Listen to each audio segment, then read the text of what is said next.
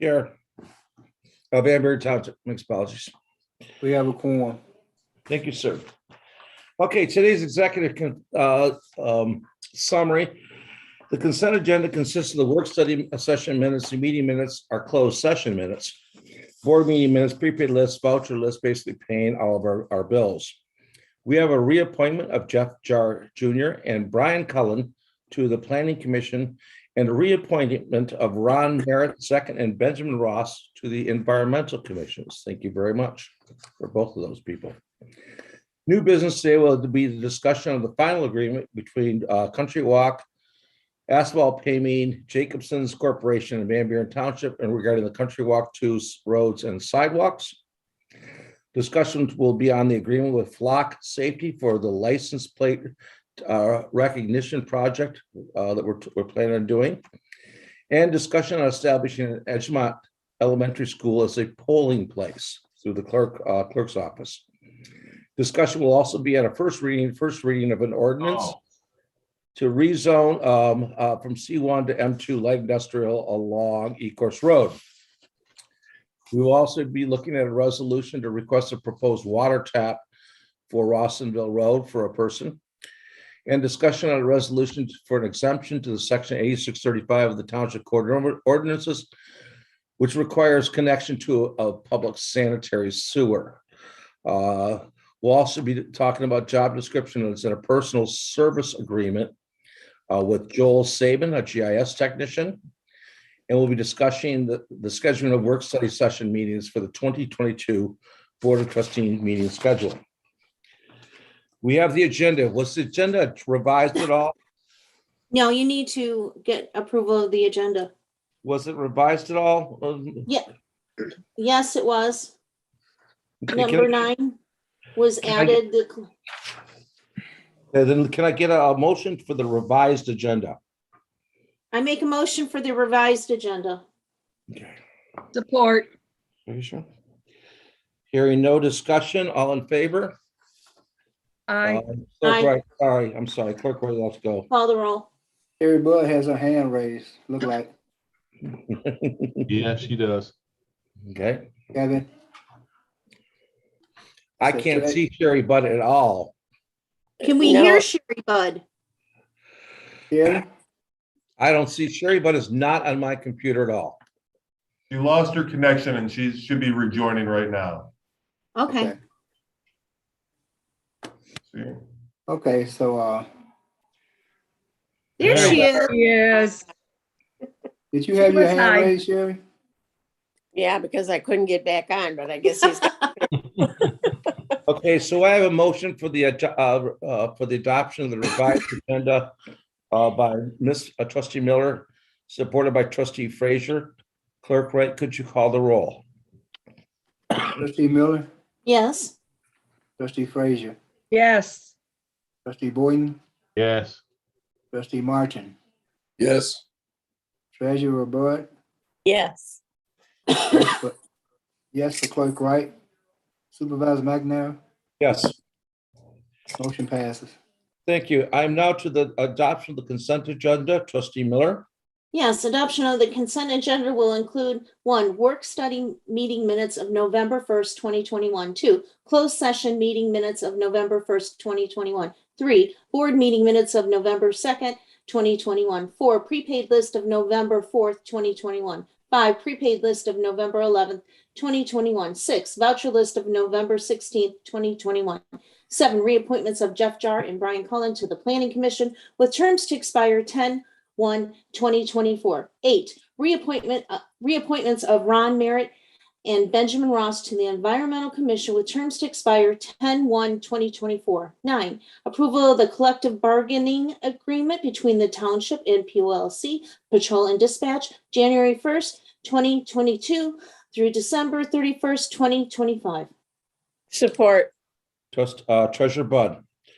Okay, I have a motion, and I have by Trustee Miller, support by Treasurer Bud, being the consent agenda. Hearing further arguments. Clerk Wright, could you call the roll? Trustee Miller, Yes. Treasurer Bud, Yes. Trustee Frazier, Yes. Trustee Martin, Yes. Trustee Boyden, Yes. yes for Clerk Wright, Supervisor McNair, Yes, motion passes. thank you. We have no public hearing today. Do I recuse myself now? Sorry, Do I recuse myself now? not yet. Correspondence, announcements, and presentations. At this, I have one announcement, and that is that the Board of Trustees has given me permission to extend the waste management's leaf pickup 2 weeks. So instead of ending the week of November 22nd, Thanksgiving week, it'll end 2 weeks from then, December 10th. The idea is that there's still leaves on most of the trees out there, so hopefully you'll have time. And quite frankly, if we shut it down to Thanksgiving, people will still be raking their leaves and putting them out the following week anyway. So we might as well, we're just going to extend it. So we're doing that. Clerk Wright, I believe you have something. We're not. Do I? I don't, I think you usually announce days closed. Thanksgiving. oh, yes, I do have something. I guess we will be, guess we will be closed next week.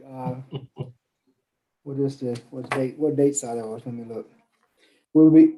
Van Buren Township Administrative Offices will be closed November 25th and November 26th for observance of Thanksgiving.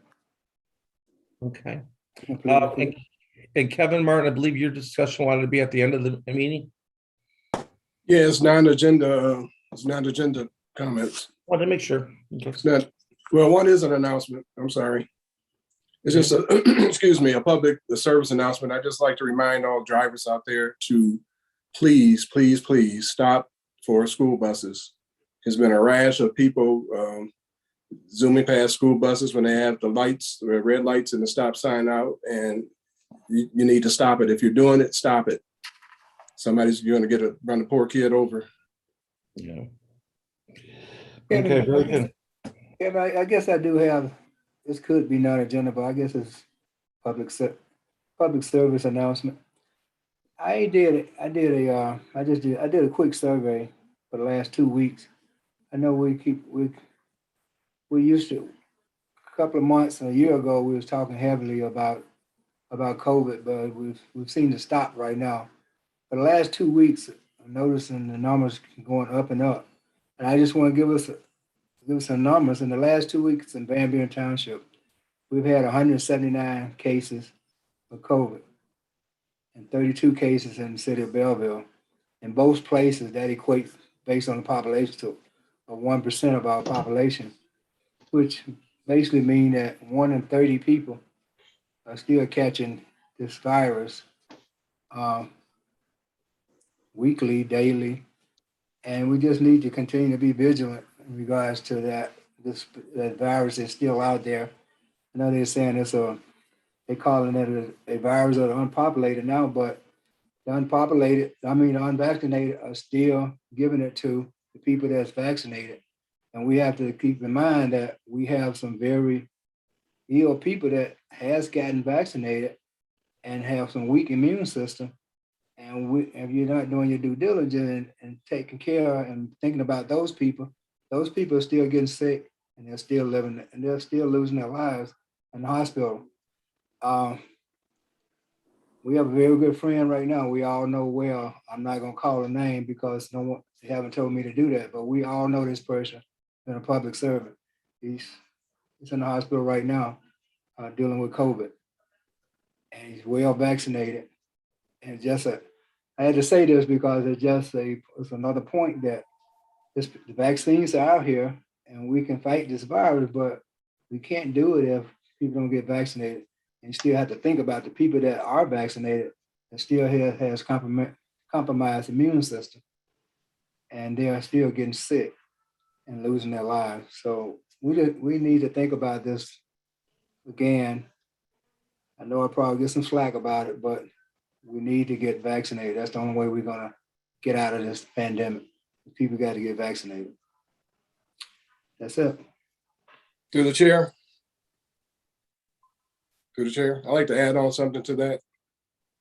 I just heard on the news this evening that Michigan is now the country's hotbed for COVID, with over 7,000 cases a day, and hospitalizations are on the rise. So heed the words of Clerk Wright.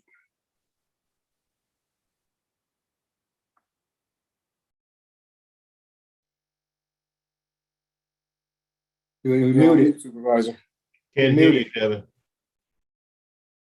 You're muted. Okay, sorry, thank you. Yeah, I just lost somebody about 3 days ago, a friend of mine from San Francisco, who 40 years old, healthy, and was vaccinated and didn't make it. All right, we're moving on then. Anybody else have any comment? Public comment, moderator?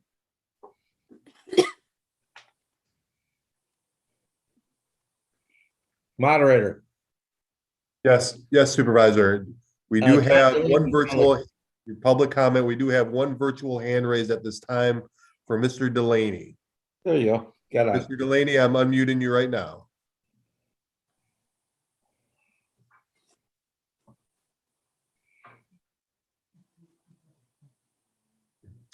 Mr. Delaney, you're able to speak right now.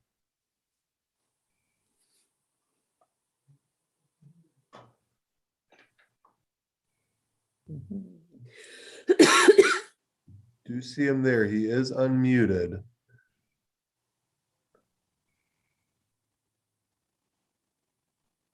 Usually he's never short on words. I'm surprised.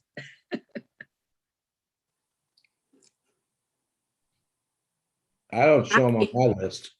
Obviously, there's a problem here. Yeah.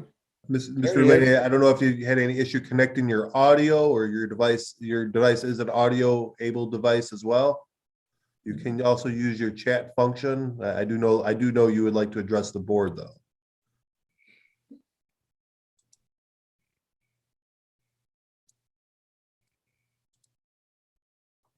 Well, can we circle back Have around? him log off and come back on again. It sound like Sherry was right. stuck like that also. So John, you have Dan's phone number. Call him up. If you guys, I take it you want to come in for the discussion on, which will be the last thing, we'll bring you in at that time. Well, Mr. Delaney? Yeah, Dan. I don't have it through the computer here. I don't know what's going on. Okay. Might be a audio feedback loop if I allow you to speak on my phone. Is that what I'm hearing on the supervisor? What I just muted. So if you just want me to talk through the phone and you can just put your speaker next to the computer, we'll be able to move on. Board supervisor, are you here, Supervisor, Mr. Delaney? Clearly. Okay, you're able to speak right now, John. Thank you, board. Sorry about that technical difficulty. That's just one more reason why I'd like to have these in person, so we don't have this problem with morons like me on these computers. I'd like to start out again by thanking the board and the staff this evening for coming out and having this meeting. I'll just jump right into it. This is in regards to the last item on the discussion of the work study sessions. It's been exposed that the 2020 board meeting schedule and agenda format has the work study removed completely, and that's where the problem lies. For well over 50 years, Van Buren Township has had work studies as part of the board meeting process, and that process has met the needs of Van Buren Township residents and the community. Removing the work study disenfranchises not only the 30,000 or so residents of Van Buren Township or the 10,000 or so taxpayers of the township, but it also disenfranchises any other public citizen, regardless if they live in the township or not, from being informed or being able to partake in, I want to say, be candidly, how the sausage was made. Let me give you a quick example. All you board members, take a good look at your agenda today, and it's been the same agenda as forever. In the agenda, you have the call to order, and you go all the way through your consent agenda, and then you got public hearing, yes or no, and you go all the way down to public comment. Then after public comment, which I'm doing now, you have new business. At no time, unless say I'm new to this rodeo, which I'm not, and I'm just coming in for the moment, I don't know how you came about to be able to, let's remember I'm the new person on the block. to be able to discuss items 1 through 7 on the new business if I hadn't seen it in a work study before. So what's happening there is, yes, you have discussions and you have packets, and you may or may not discuss in depth each one of the new business items or old business items, but the advantage of having the work study, and it doesn't matter if it's the day before or hours or even just hours before the actual board meeting, you're not giving the public a chance to figure out how you got to where you got. Now, I want to caveat this by saying I know and you know that board, 95% of a work study is for you board members and how you work things out and how you come with an answer to serve the public. The other 5%, though, is for an individual if they want to take part or if they want to listen to how the sausage was made, that we get to hear that. Now, I can understand that 99% of your work studies, there's nobody there other than you board members. But if there is one person or 25 people, they should be allowed to understand how you got to items 1 through 7, for example, today, and how you got to an answer before you got there. And also, it has come to my knowledge in the last 15 years or so that it's not a one-all answer that fixes things, but in the non-agenda or open portion of a work study, the board has been informed in the past of things that they never heard about before, and that dialogue would be missing if you didn't have a work study prior to your board meeting. Now, the second part of this is, in the past, in the work studies, it's been put into writing somewhere, either through Paul White's realm or the beginning of Linda Combs, is that when you had a work study on a hot button item or just a larger topic, that you would wait 2 weeks after you had finished your going through your packet or whatever, and then make a vote. So what I'm saying is, not every time, or actually, there shouldn't be a vote on a new business item that's in a work study. Let's say the work studies are on Tuesdays from now on, and you go in an hour early and you start your work study from 5 to 6, and then the board meeting goes on from 6 on. You shouldn't be ramming through something that you talked about just an hour before and then passing it, because I'm pretty sure, Leon, you had put something in writing, but I don't know where it went, back with the Phil Hart regime back then as a trustee, that you didn't want people to vote on something if you just talked about it within the hour before a meeting. So that's kind of what I'm saying, is that when you have the work study, if you're going to have it on the same day as a board meeting, that may be discussed in your discussions later on, that if you have something going on, that you don't vote on it that same night, unless you're all in agreement on it, that you don't have any discussion and there's nobody in the audience or on the Zoom stuff that says, wait a minute, how did you get there? So like I said, I know the board meetings are for you and the work studies are for you, but if you have a chance to disenfranchise your constituents or public figures, residents, they don't even have to be a Van Buren Township because it's an open meeting. If it's something that pertains to Van Buren, but it also crosses the Romulus or crosses Ypsilanti Township or something else, those individuals might want to know how the sausage got made. It goes through, and the example was the Enbridge pipeline that went through a few years back, that went from Romulus, went all the way through the township and poked out in another community.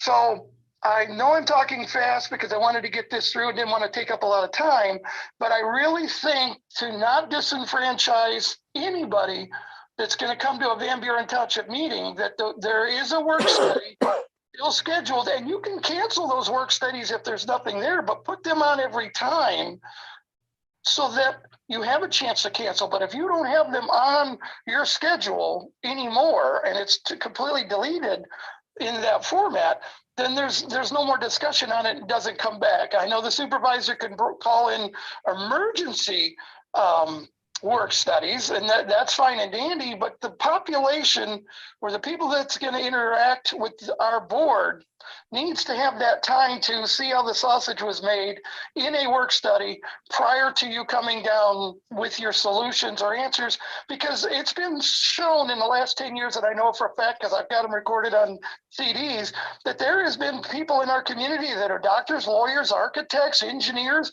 that have seen something from outside the box and made the comment And previous boards have said, hey, that is a good idea. We didn't see that.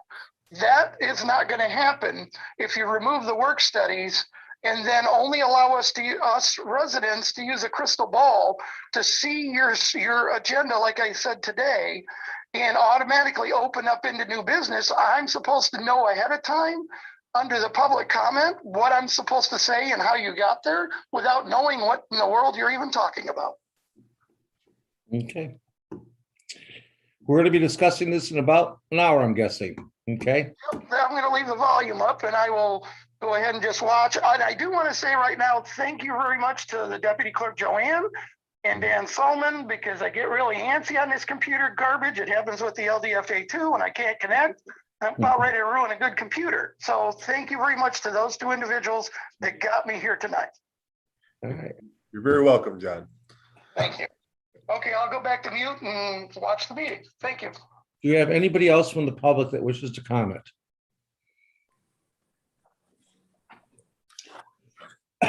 Hearing I've no, not seen any other virtual hands raised at this time, and I do not see any comments in the chats at this time. thank you. Moving on, then we are at unfinished business, which we have none. Our next item involves Blue Country Walk and Country Walk. Before we do this, Mr. Boynton, do you have anything to ask for? Yes, I need to recuse myself because I live in Country Walk.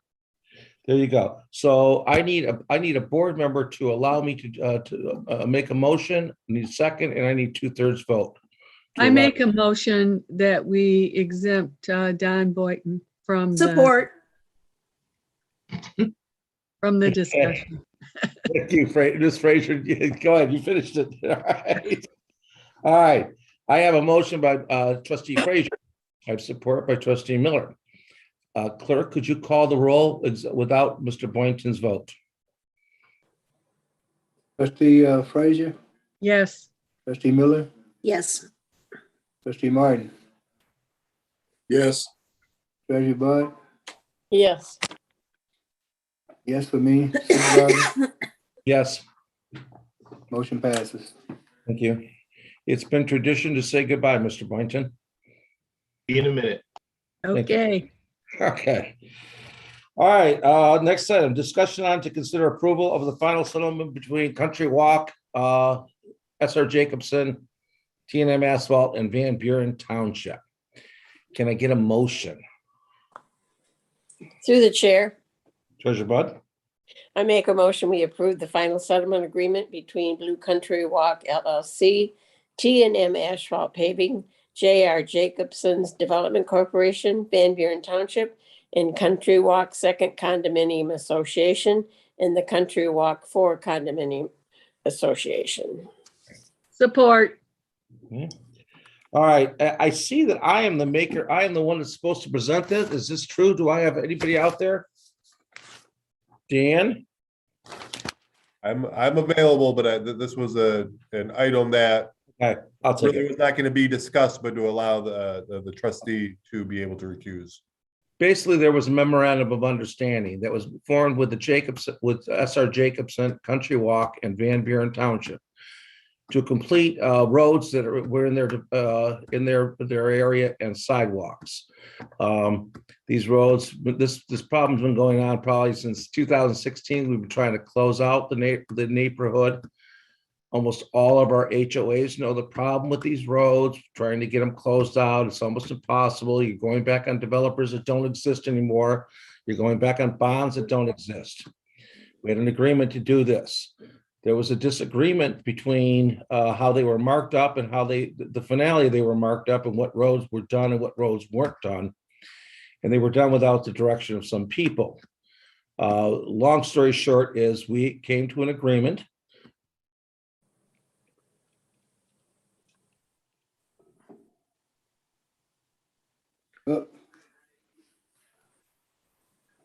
He came to an agreement. Continue. Okay. Get your word out. Oh, let's get- Come on. He Come is- on, you can do it. In the other room, I'm sure we'll come to him. Okay, I think he's live right now. Supervisor, we lost you the last 20 seconds. Really? I'm all done. Does anybody want to vote for it? You're fine. Hey, Oh, seriously, that's funny because I was very uncomfortable having to tell you guys what I was telling you. All right. Where were we? Where did You they had cut a off? memo Well, agreed. who knows? we all know what it is. Yeah. Basically, everybody's getting sued. The country walk is going to sit in limbo for the next 5 years if we don't figure out a way to solve this problem. So what we're doing is, so basically everybody's going to take a little bit of hurt. Time and material asphalt's going to take a cut on the bill. Jacobson's going to pay more money than they expected to pay. Van Buren Township's going to toss in $25,000 to help out the problem because we'd be sitting in court and paying it to lawyers anyway. And who else is there? There's another one that's going to, Jacobson's also going to pay in a little bit more to Country Walk to finish the sidewalks. The sidewalks will be finished by Country Walk, and they'll have to kick in some money to finish those sidewalks. It's probably a good deal because nobody likes it. We had That's a closed for meeting, sure. discussed all the particulars of it, but since it's an open meeting, those are the particulars. Anybody have any questions? No. Okay. All right. So we Through the have a chair. vote, sir. Through the chair, Trustee Martin. I'm going to say that I'm going to vote no. Okay. We've talked about this several times, and I'm tired of these developers dragging their feet of getting these subdivisions finished. They complain they don't have money. They complain or make all these complaints. Then they try to face the bill on somebody else. I think the developer should pay for that because that's something they should have done 5 years ago when they built the subdivision. And from now, and when we build more subdivisions in Van Buren Township, we need to make sure that everything is done and on their dime and not ours. And unfortunately, the surviving group from 5-6 years ago isn't there. The bond isn't there. We had to cut a new deal with a new group who was pretty That's much not our fault. just pretty much the old group. So yeah, I mean, it's ugly enough that I'd like to close out one of our last HOAs that we've still got open. So, does anybody else want to make any comment? I do. Right? I'm wavering. I'm going to vote for it because I wanted to get it over with, to get it done. But I feel strongly about it. I feel just as strong about it, Trustee Martin. I feel this passion because I totally agree. These builders come in and they start something, they finish, they file bankruptcy, they go away, call it, I don't know what they do, call their buddy or whoever, come by us and they come in and then they tell us what they can't do and they look for us to do everything. I agree, going forward, if things do start again, we have to make sure that our residents are protected to the fullest and everything that they promise when they sit down in the planning structure to get things done, gets done. For example, like Morton Taylor. I mean, it's something that happened and that didn't happen, but those people should never have to be driving down a muddy dirt road to come out of their subdivision on the south end. It is what it is, but it shouldn't have happened. I don't care what they said they didn't have. So if they didn't have what they needed in the beginning, they should never get those bonds back until the work is done. And that's the way we have to move forward with this. I want to get, I'm going to vote yes because I want to get this done and get Country Walk finished. But I feel just as passionate about this as Trustee Martin, and I understand why he's voting no. Okay. Trustee Miller? I'm going to vote no on this evening, along with Trustee Martin. I don't agree with how this came about in the first place. I don't believe that we should be paying one dime for this, and it's nothing against the residents in Country Walk whatsoever. But you have to toe the line at some point and say no. This enough is enough, and to just say, and I respect the clerk 100%, but I don't agree with making this just go away and getting it off the books. I don't believe that's a reason for me to vote yes this evening. So I just wanted to give my opinion. Thank you. Okay. Anybody else? Okay, I have a motion by Treasurer Bud. It is supported by Trustee Frazier. Clerk, could you call the roll? Treasurer Bud, Yes. Trustee Frazier, yes, Trustee Martin, No, Trustee Miller. No. As I said, I'm gonna reluctantly vote yes. Supervisor, Yes. motion passes. Okay, we're moving on then.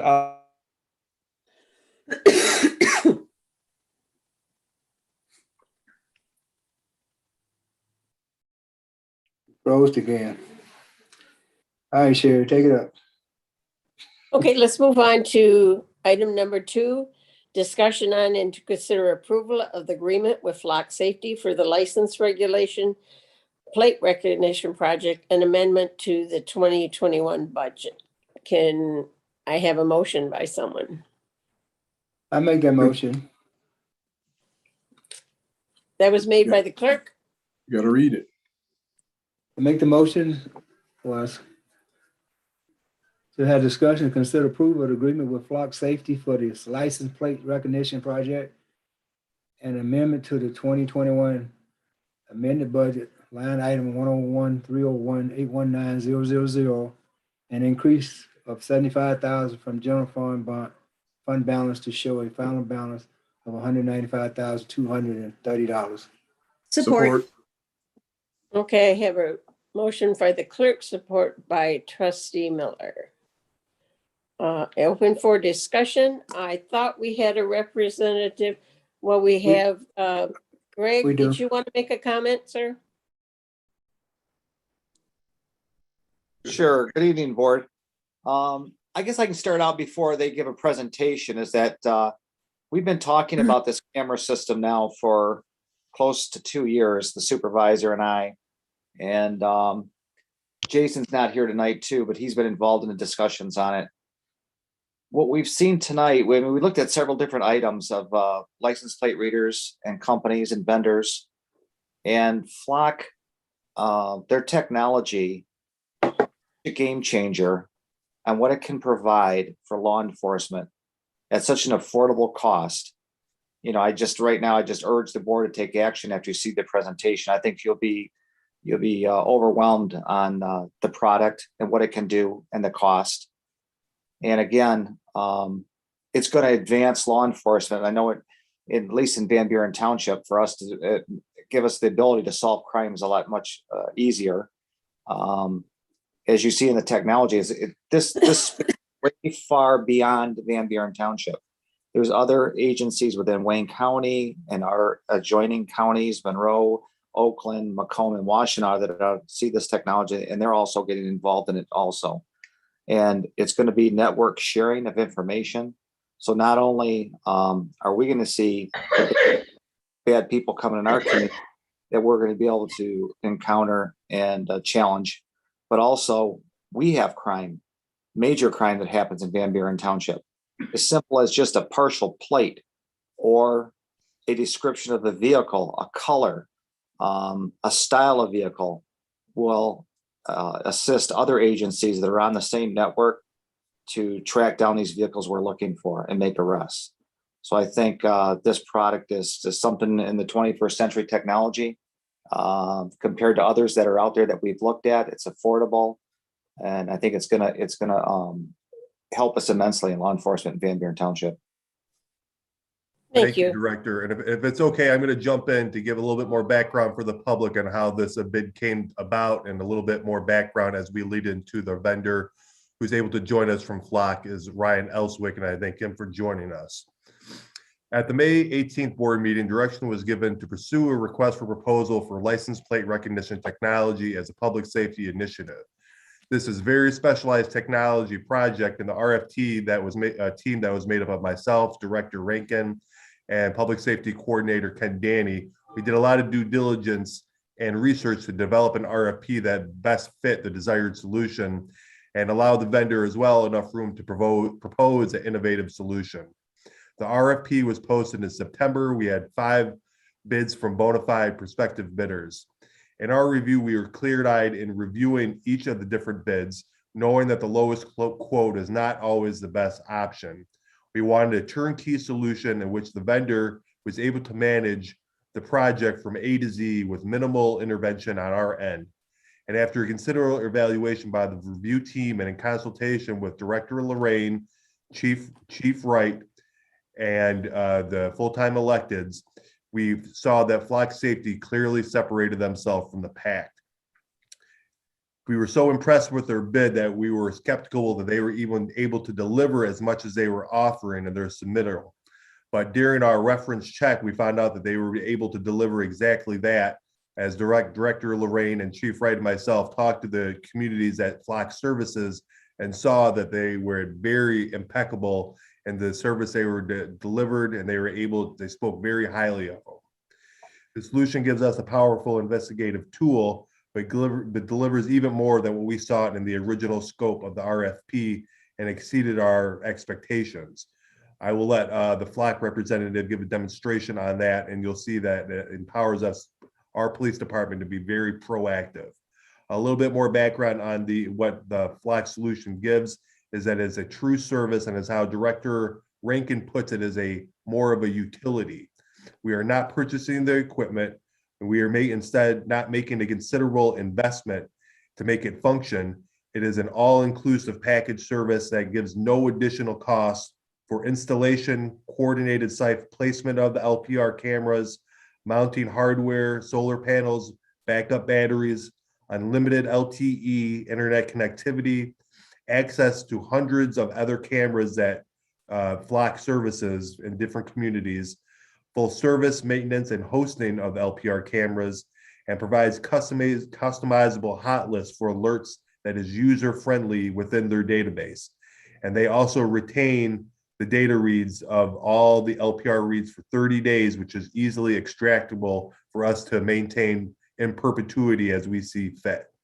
The deployment strategy is designed to capture nearly all vehicles traveling in and out of the community with a parameter of 30 cameras placed at strategic sites around the township. It's at an affordable cost of $2,500 per camera for each year that it is used, and gives a cutting edge technology. So I'm going to lead this to Ryan, who joins us from Flock, who's going to give a brief overview on the technology and a very brief demo for you able to see. All right. Thanks, Dan. Can you guys hear me? Mhm. Cool. All right. Let me share my screen. And are you all able to see that? Yes. Yeah. Okay, perfect. Yeah, so I'll run just through a few slides here, and then I'll show you like a demo of our software so you can kind of see how that works and how the police department would use this. But this is a totally infrastructure-free camera. So we don't require any power or internet to be ran to the cameras, which is traditionally how this has been done up until we came along. So traditionally, you could only really put this at intersections because you'd have to, have somebody come out and run power to the camera and internet to the camera, where this works off of solar panels, as you can kind of see in the picture there, for power with a backup battery component. And then for the internet, each camera has its own SIM card built in, similar to like your cell phone.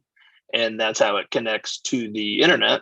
And we use AT&T, FirstNet, and Verizon for that, just depending on which has the fastest speed per installation site. And then the camera is only about 4 pounds. For context of size, it's a little bit smaller than a football, if you kind of want to visualize that. And in terms of how we can install this, there's a bunch of different ways. We can be really flexible, which gives the township and the police department the ability to place the cameras almost anywhere throughout the township. Like Dan kind of mentioned, we could put these at entry points into the township, exit points, highway on ramps, highway off ramps. We could put these in like retail, commercial areas, problematic hotspot areas, really wherever you want the camera, we can put it. And we'll typically install these on light poles or utility poles or traffic signal poles. If none of those three options are available, we have the ability to use our own pole, which is a DOT approved breakaway pole. And we just need a grass or dirt area to be able to install those. So that's kind of how we install these. We can do solar, like I mentioned, for power, or you do also have the ability to connect the camera to direct power on the pole, if that's an option. So if it's like a city-owned light pole or a township-owned light pole or a township-owned traffic signal pole, we can work with your DPW or your streets department to connect the camera to the direct power on that pole. Just a little background on the company. We are at this point, we're 4 years old as a company. We're in over 1,600 cities. We've been working with law enforcement for the past 2 years. And we're already over 1,500 law enforcement agencies as partner customers. We also do have a really strong presence in the private space. So we do have thousands of cameras across the country in places like you were talking about earlier, HOAs, apartment complexes, hotels, hospitals, business districts, shopping centers. The nice thing about that is that if any private entities purchase cameras from Flock within your township, then they have the ability to share their access with the police department, which would be no cost to the township, and then essentially gives the township and the police department access to more cameras that you don't have to pay for through that public-private partnership. So that's something we do really well at. We have a private sales rep that does what I do just on the private side. So he can work with you all if there's any HOAs or shopping centers or any private entities that you think would be interested in cameras. That just serves as a force multiplier for the police department at the end of the day. And then as Dan mentioned, these are all the things you can do searches on in our software. So you can search by the type of vehicle, the make, color, state, covered plates, no plates, paper tags, bumper stickers, window stickers, roof racks, back racks. So if you had like an armed robbery committed at a gas station, let's say, and a witness called it in and said, hey, I saw the suspect leave in a black Ford pickup truck and they had a bumper sticker, your police department would then have the ability to say, hey, show us every black Ford pickup truck with bumper stickers that came in and out of this area during this specific date and time frame. So now rather than just having a vehicle description, they've now got, a full image of the vehicle, placing them in a certain area during a certain day and time frame. And now they have a license plate and actual evidence to use in clearing that case, solving that crime. Additionally, we'll pick up, this is a motion-based system. So we'll read anything from temporary plates to no plates to covered plates. The camera is smart enough to read the state, which you can search by in-state, out-of-state, or state-specific plates. And then the cameras will read up to 2 lanes of traffic, day and night, up to 100 miles per hour in one direction.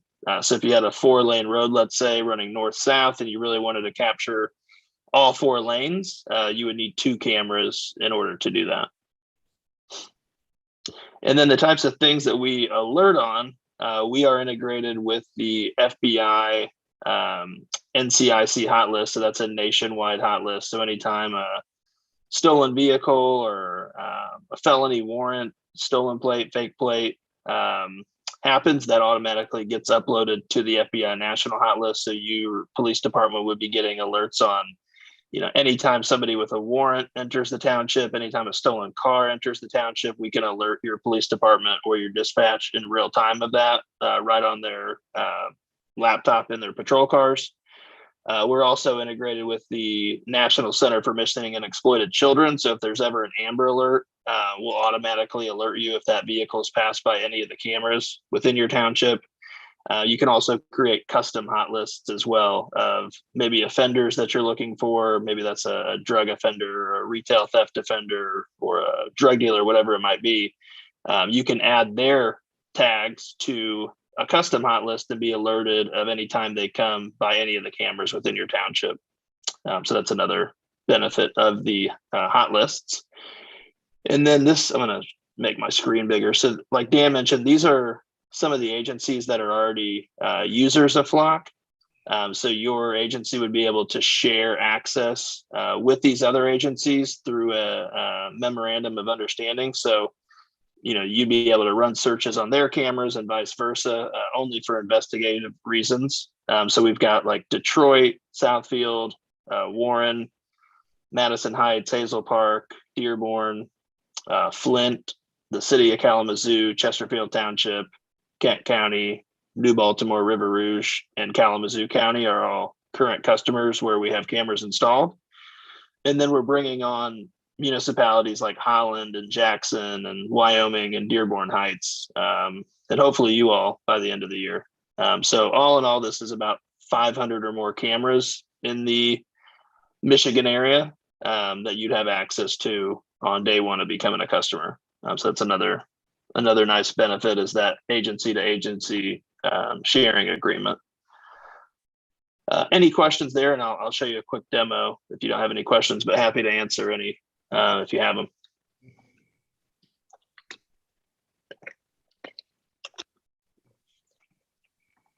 Nothing? Okay.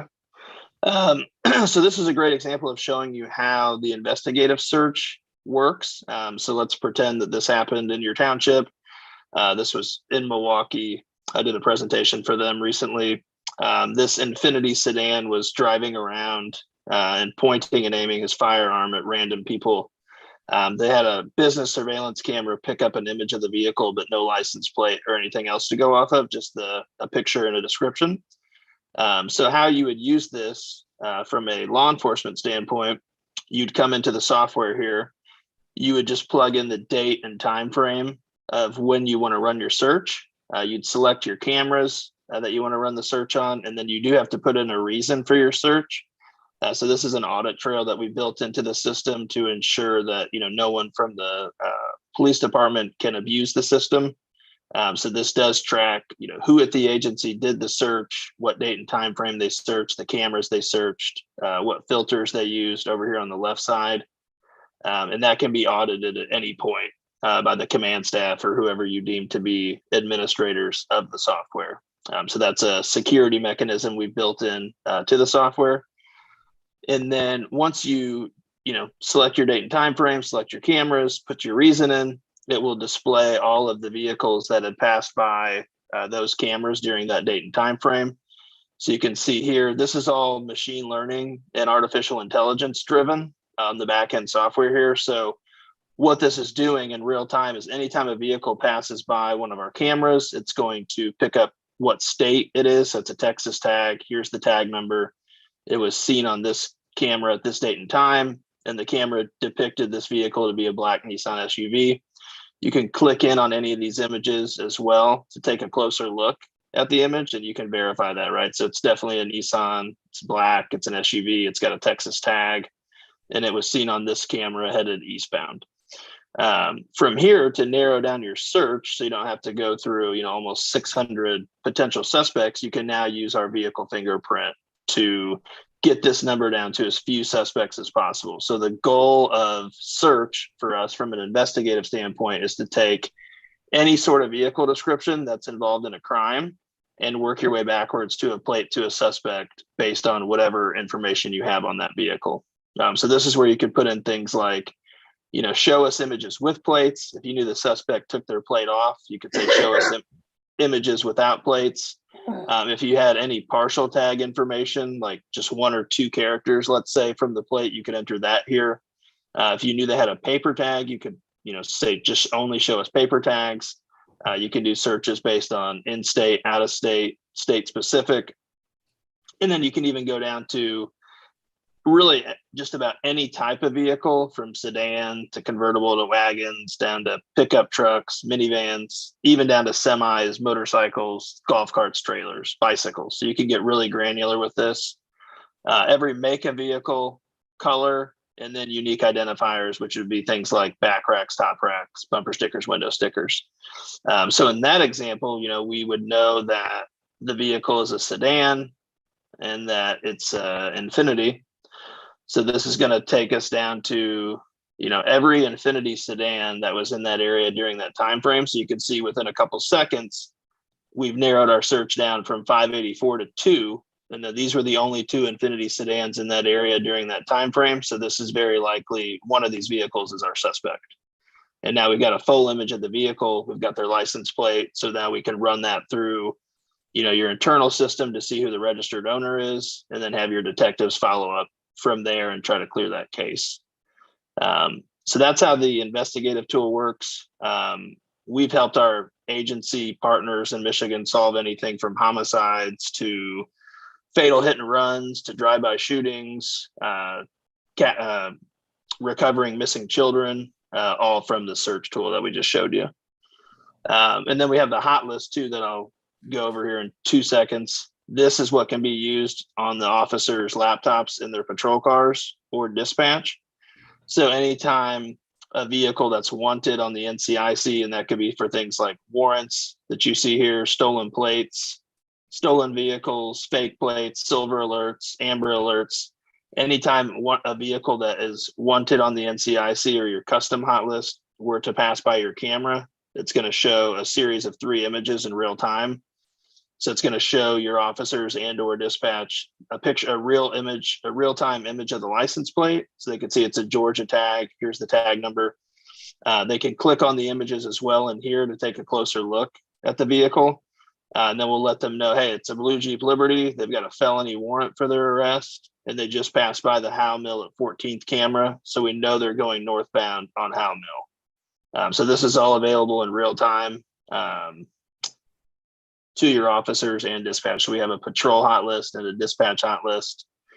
You could use either one or the other, it doesn't matter. However you want to use it, we can set it up to your liking.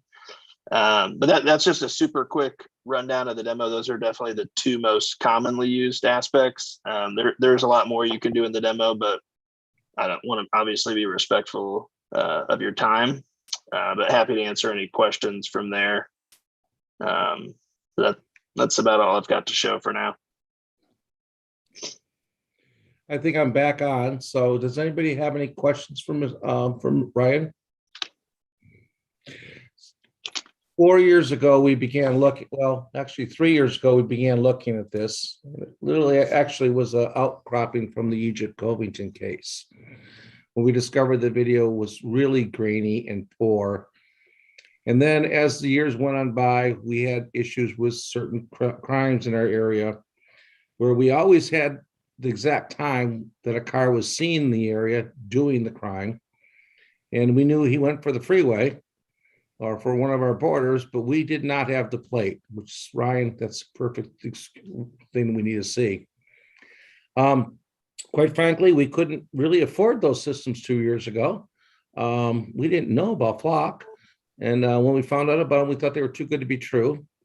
They're in Riverview, and Riverview is probably sealed down their border with these cameras. I'm guessing they've got 30 or 40 of them out there. Dearborn Heights has got a few, but they're about to buy some more. We'll be the first in Western Wayne County to have this. It's a really London-esque kind of solution. We admit that the board has been very, very careful in making sure that everybody understands that security is number one in Van Buren, and in every community, it's education and security. And we're cast with the security. So the board was pushing this for the last couple of years, and we finally found a solution that fits. Does anybody have any comments or questions? Clerk Wright? I'm sorry, Mr. Martin, Trustee Martin, and Clerk Wright. I think this is a great asset to Van Buren Township, and this just lends to what I was saying earlier about people passing up school buses, and maybe this would be something that we can help catch these scofflaws, and while they're doing that. But I think it's a great asset to Van Buren Township. Hopefully, we don't have a lot of crime, but whatever we have, we can reduce that by a lot, 50%. 70%. We don't. We're not going to allow it to creep into our neighborhoods. Thank you, Clerk Wright.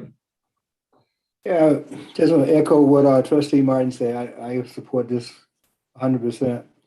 As we heard me say before, we sit in a convenient place, which is we have access to 275 and I-94 going both directions.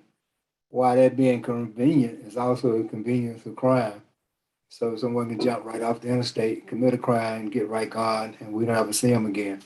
So I think this is just it's a no-brainer, and with the price, it's a double no-brainer. So I support it 100%. I think it's a good thing to get. It's going to help make our community a lot safer, I believe. Any other questions, trustees? Do we just, trustee Frazier?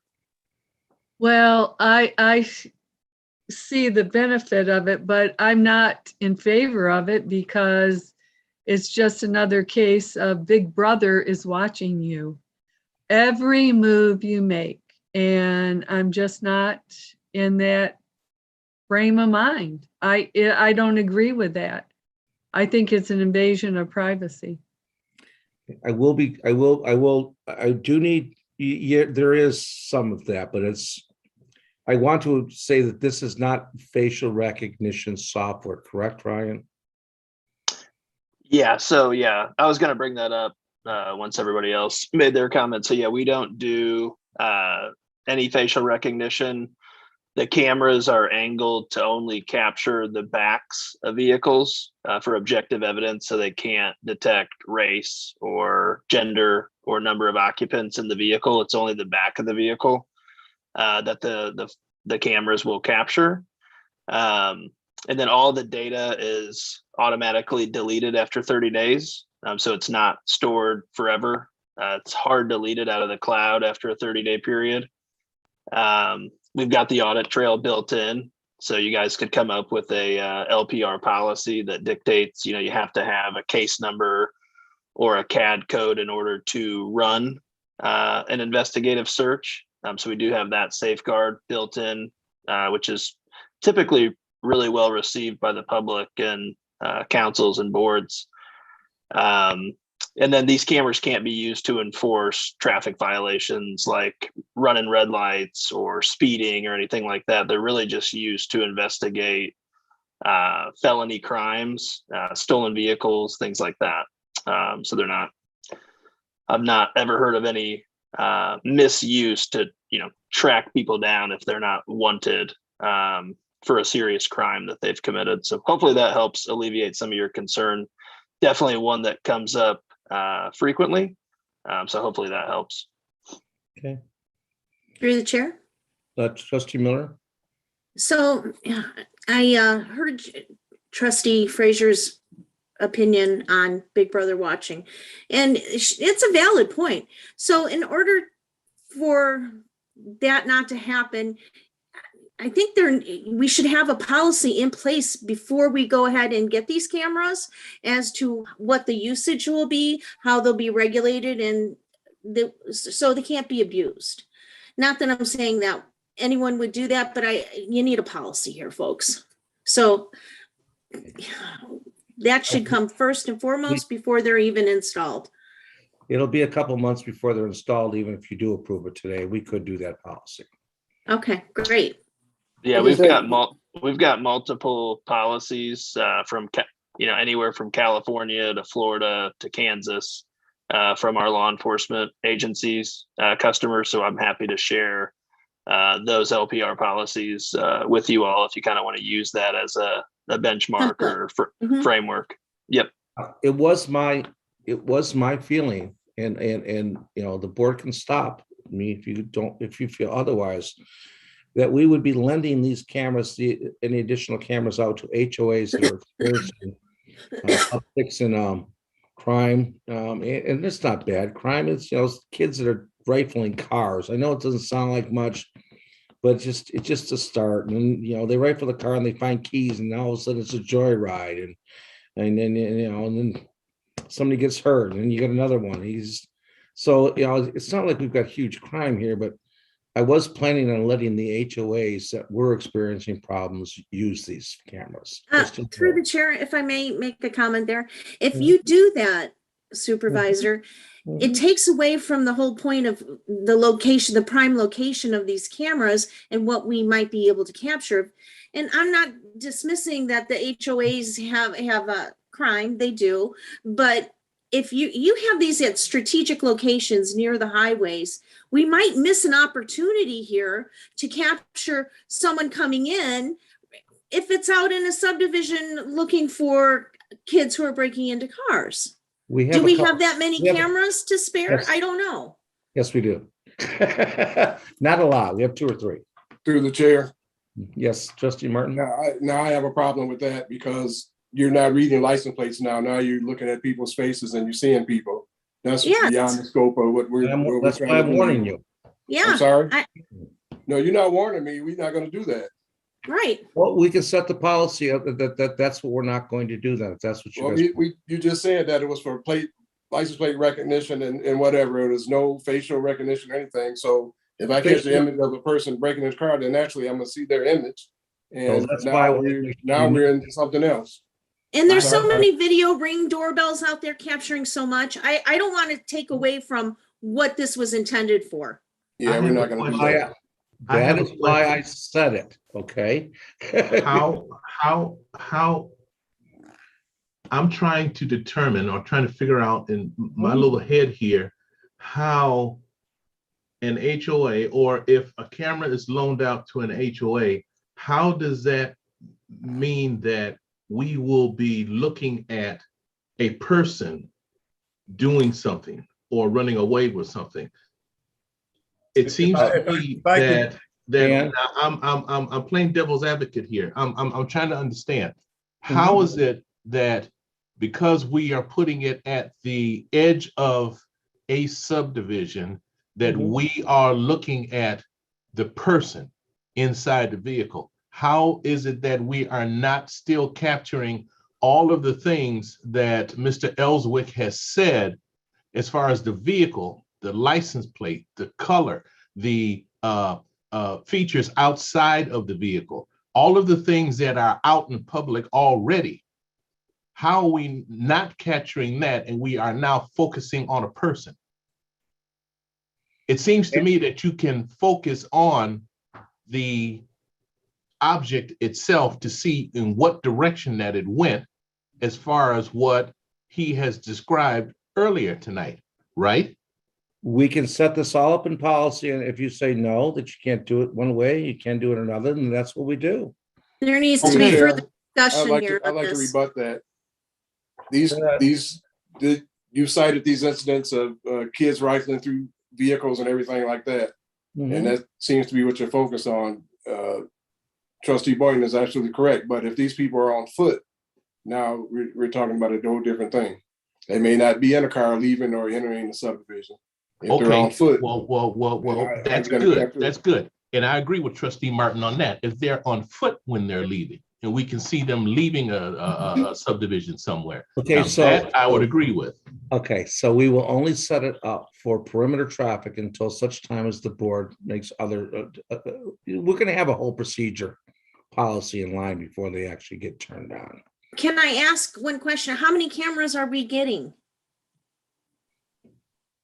30 is put out in this in this bid. 30 is being put out with this action, which is stated in the memo. And if I could jump in real quick, I think the supervisor was kind of leading to a point about this. But if we, and I'll defer to Ryan and to Chief Lorraine here.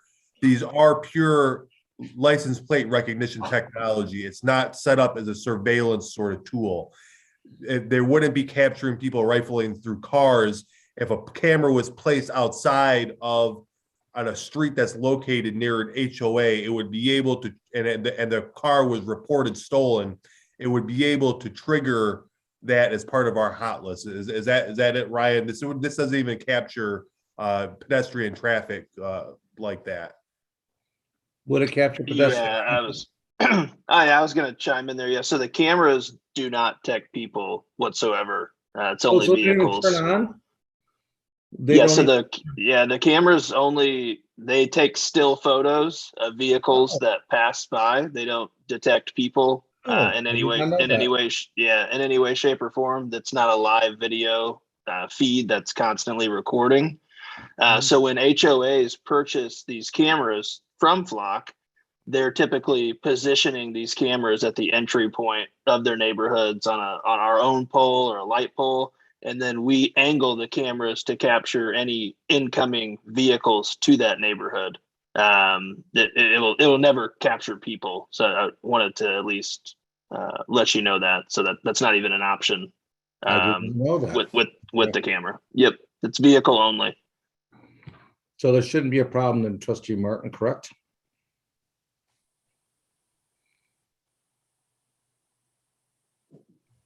No, I don't have a problem with that, but Okay. the scenario you portrayed was not gonna. Well, I like my scenario, but I guess this won't do mine. So I'm And I not think Trustee, I want to thank Trustee Miller for suggesting that we have a policy that is going to cover what we do and what we don't do. If I can also add that you would have to get permission from the HOA. A lot of these subdivisions are privately owned streets. So you'd have to get the buy-in of the association, across the board as to whether they would want this technology. I understand, Ryan. Can you? I was told by my people, Ryan, that HOAs are your biggest customers. I'm not disputing that. I'm just saying you need permission from the HOA. Yeah. Yeah, I will say that I've worked with over 100 counties, cities, townships. No police department or sheriff's office has ever placed a camera on private property. They're typically, we're typically installing these cameras, like I mentioned earlier, retail, across commercial areas. Yeah. Now I have had some agencies place cameras, on a public roadway, maybe, a quarter mile down from a very, violent apartment complex, let's say like in Flint or Warren or Detroit, because they're often called out there for shootings and, assault and, you name it. But it's on, a city or a township right away at that point. It's not on the private entity property, if that makes sense. Through the chair. Look, right? Yeah. Yeah, how I see it, if these cameras could be used by HOA or association, is that, and you're right, Trustee Martin and Trustee Miller, it would have to be approved by the association board to have one placed on property on the common area of that subdivision. But what that could do, it could contribute to cutting down on the speeding cars. So most time, because I'm a president of HOA, so I get calls all the time regarding residents. They see a speeding car, they can identify the car. They can say, okay, it was a white Chevy Tahoe or whatever. Well, that's all we know, and we call the police. By that time, the car is gone. But if the camera picks up the plate of a white Chevy Tahoe leaving the subdivision, then that can trigger that person being possibly apprehended. Most time when we did have some incident in the subdivision with people walking around targeting cars, they would park their vehicle up front towards the end and walk throughout the subdivision looking for unlocked cars, go back and get in their car and leave. And that's another way that the camera would be able to pick up that license plate and say, okay, well, this is a vehicle that someone that doesn't live in the area, we saw it leaving at a certain time in the morning, maybe 2 or 3 o'clock in the morning. It's possible suspect. So those are the way I see it benefiting in a subdivision and cutting down, helping target crime. To the chair. Yeah, Trustee Martin. Let's get them installed on the intersections first and see how this works out. We can rehash this all night. Let's do. You know what? For 2 years, for 2 years I've had the same argument. I'm tired of yahoos coming in our town, breaking the law and getting away with it, and it's getting more and more violent as years have gone on. So that's what I'm hoping to stop here. Okay. Well, I agree. Let's start on the subdivision. With roadways first. Okay, And a policy. of course. All right. All right. So I have a motion. Oh, wait a second. I'm new. So what do we got going on here? Well, I made a motion and what's Okay, right? the Sherry here? Okay, I made the motion and I think it was supported by trustee Miller. Yes. Okay. Yes. All right. So Clerk Wright, could you call, hearing no further questions? Clerk Wright, could you call the roll? Okay, Clerk Wright votes yes. Trustee Miller, Yes. trustee Boyden, Yes. trustee Martin, Yes. trustee Frazier, Yes, Treasury Bud, reluctantly. Treasury Bud, Yes. Supervisor. Yes. I'm also going to say as the motion maker, I understand trustee Miller, would you exactly, you make a valid point, but as a former military guy, and I know that trustee Martin knows too, we are always being watched if they want to watch us. Just remember that. True. The motion passes, correct, clerk? Yes, motion passes. Yay. Congratulations, Clark.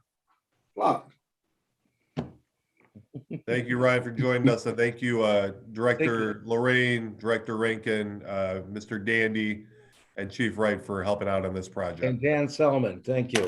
Thank you. 2 years. Thank you, Ryan. Yep. Thank Thank you you all all. for your time. It takes time. What can you say? I know. All right, moving on. I'm a little bit off the base. We're on number 3, I take it? Yes.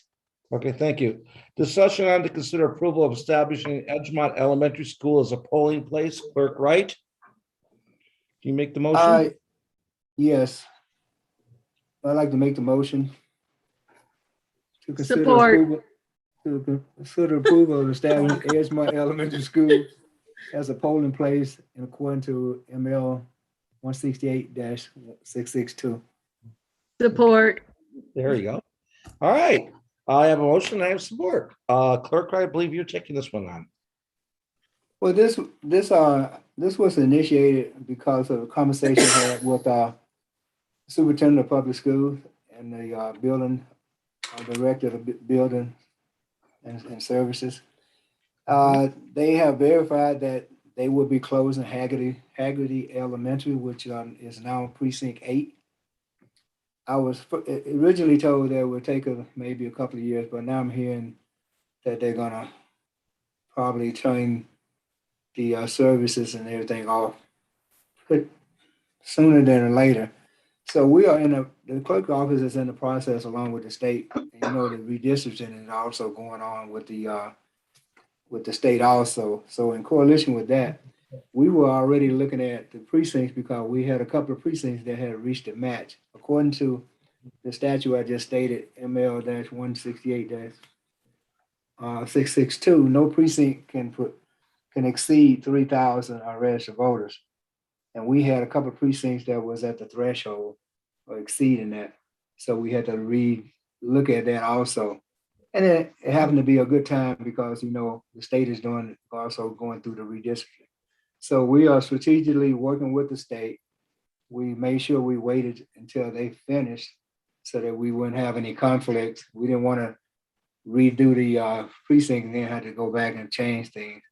So in the meantime, we found out that they're going to be closing Haggerty.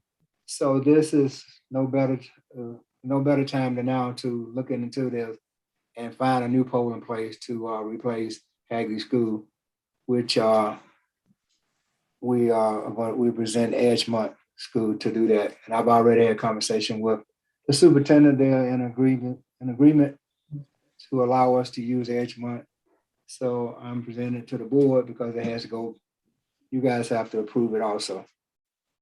So we're closing Haggerty and moving it to Edgemont, correct? We're closing Haggerty and moving it to Edgemont. So And they're, excuse me, they'll be opening their new early ed building And that's where their Haggerty's all moving in, because right now that's all their Head Start programs and those programs. So they're going to be moving to the new building that they built on their property behind the Catholic Church. Makes sense. Right. And so the first election for this new precinct would be when? Will be next year, Next year. Okay, thank you. the midterm election. So also, I made this announcement earlier in the prior meeting. I'm going to make it again that some of the precincts will be changing. So you may or may not be going to the same precinct next year to vote. We will be sending out cards and maps along with the cards and information somewhere around the first of the year to indicate where you would be going. Some of them will be much closer. We did restructure a lot of it. We looked at the travel piece with and I understand of what some of the prior clerks ran into, because the lake throws a monkey wrench into the system because of how everything runs together in the population. We have a big lake that separates our township, so some people have to cross the lake. Some will. You can't get away from that. So it still will be some people crossing the lake, but we did strategically look at that since we had our first year in 13 years without an election. So we spent a lot of time looking at that, trying to make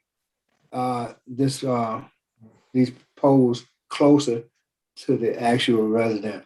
So hopefully you'll like where you're going to be voting at, and it'll be closer. Some you still might have to cross the lake because we couldn't get away from that because of the population growth. But a lot of you are going to see that you're probably going to be a lot closer to your precinct. So this will come out sometime the first of the year, and just look for your mail to find it. Now, answer any other question if you have them.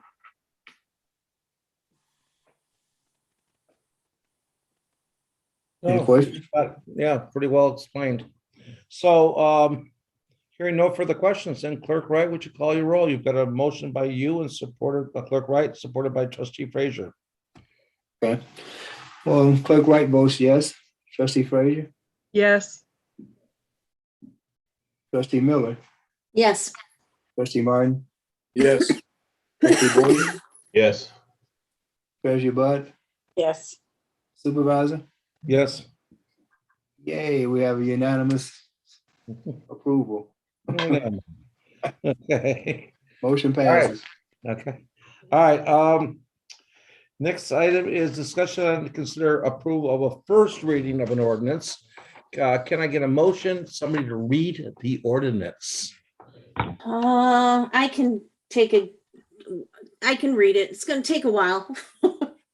Number Okay. 4, discussion on and to consider approval of the first reading of ordinance 11-16-21, paren 1 to rezone parcel V-83-041-99-004-001 42061 Ecorse Road from C-1 general business to M-1 light industrial.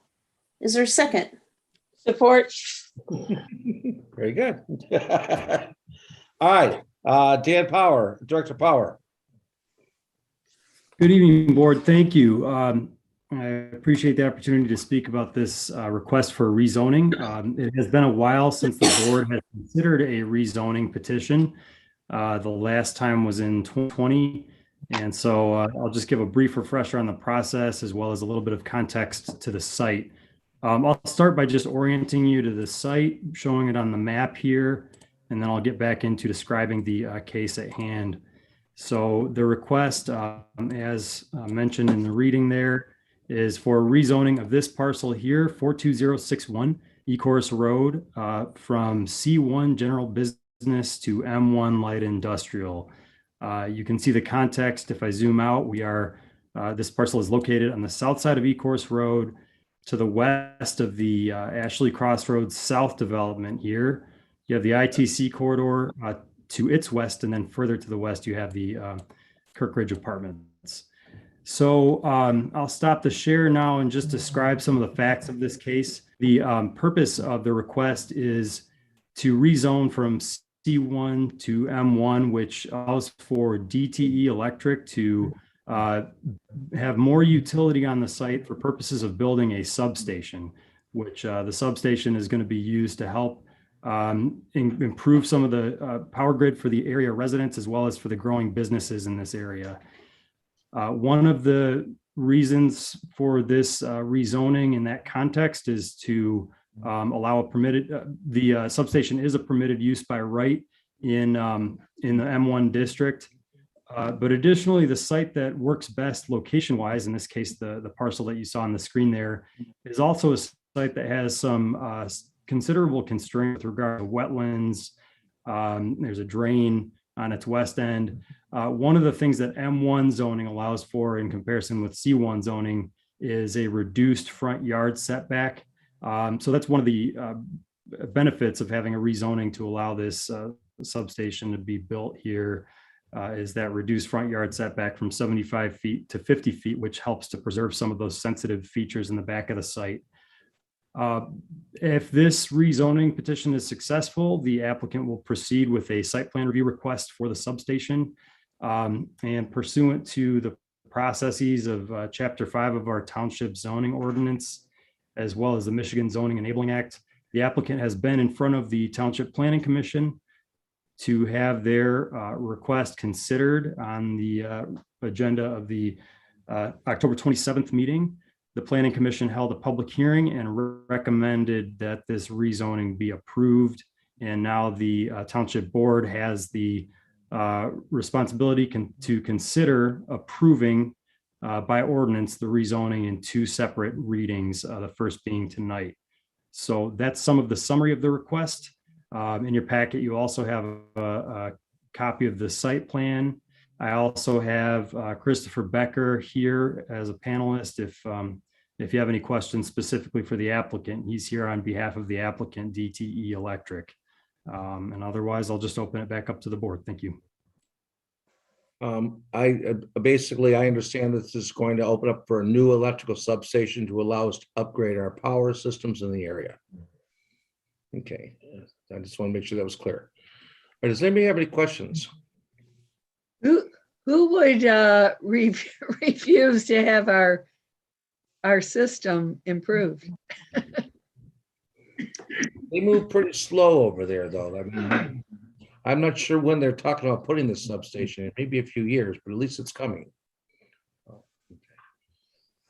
Hearing no further questions, and I need a call roll on this ordinance for the first time. Yes, because all votes have to be. Clerk Wright, can you call roll? Yes, Trustee Miller, Yes, who seconded that? Bud. I did, Bud. Trustee Bud, yes. Trustee Martin, Yes. Trustee Frazier, Yes. Trustee Boyne, Yes. yes for me. Supervisor, Yes, motion passes. thank you. All right, next item is a water tap. This should be something simple, but can I get a motion for line item number 5, discussion on the request of proposal for a water tap? Frazier? Okay, I move that we approve the exemption from section 8635 of the Township Code of Ordinances requiring connection to available public sanitary sewer for parcel 83-085-99-0011-000, known as 43801 South I-94 Service Drive. Okay, that was line item number 6. So can somebody give me a second on line item number 6? Second. Miller. Okay, Director Power, can you, actually, this is Director Psalms, isn't it, on this one? Yes, Okay, we're jumped over to the septic one. That's fine. Director Power is going to take the lead on that, but I could speak on behalf of that. Go ahead. This is basically a long frontage property. It's not feasible to make this home, basically build a sewer and tap into the public sewer. So we have given the exemption or recommend the exemption of a septic tank. And I see Dan's back on here if he wants to touch base a little bit. Yes, thank you, Director Solms, and through the chair. I think I was just to echo some of Director Solms' comments. This request is kind of a very unique request. This is specifically from Section 8635 of the Township Code of Ordinances that requires a sanitary connection if a public sanitary line is adjacent to a site. And so we kind of are handling this in a coordinated way where the request, there's really no ability for a request of this degree to be administratively exempted. And so it's based on the exceptional circumstances of this applicant that a resolution is presented to the board instead of a request made to staff to consider the exemption in this case, which again is a unique exemption. And you'll see some items in your packet, including a plot plan showing the layout of this residence lot, as well as some of the written justification for their request. And I believe the applicant, Mr. Scaro, is out there as well. Does anybody have any questions? Basically, this guy has an extremely long line that he'd have to run, and he'd have to run it down 30 feet. It would cost hundreds of thousands of dollars. We have done this routinely in the past for only people that are under this unique situation, and the DNR, DEQ, whatever, allows us this exemption because of the uniqueness of it. Any questions? The chair. I don't have a question. I just have a comment. I just want to let the rest of the trustees know that when I first saw this, I had a lot of questions because I'm never in favor of breaking our ordinances unless we really have to. So when I saw it, I was like, whoa, wait a minute. Why are we giving a variance to deviate from our ordinance? That's why we have an ordinance. So the treasurer and I made it our business to drive out and look at this address to see just what was in detail. And it is a long, about a mile, I would say, maybe, setback. Probably at least back on the lake. I could see where it would be problematic to get a line back that far without spending an enormous amount of money.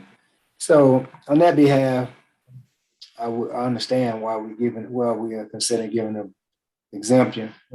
But otherwise, I would never ever vote to exempt from our ordinances, because to me it explains itself. Sanitary meaning what? If you can tap in the sanitary, I mean, you want to stay sanitary, and we are in 2021. But I understand, and I will vote yes to give this exemption. Okay. Through the chair.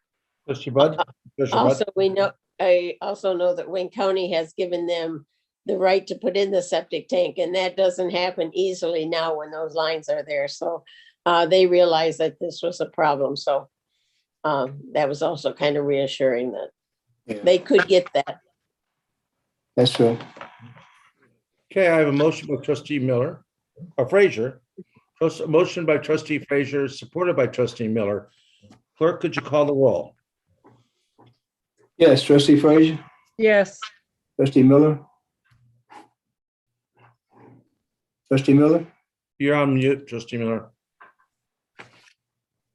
Yes, sorry. Okay. Trustee Boyden. Yes. Trustee Martin. Yes. Trustee Bud. Yes. Yes for me. Clerk Wright. Supervisor McNamara. Yes. Motion passes. Thank you, sir.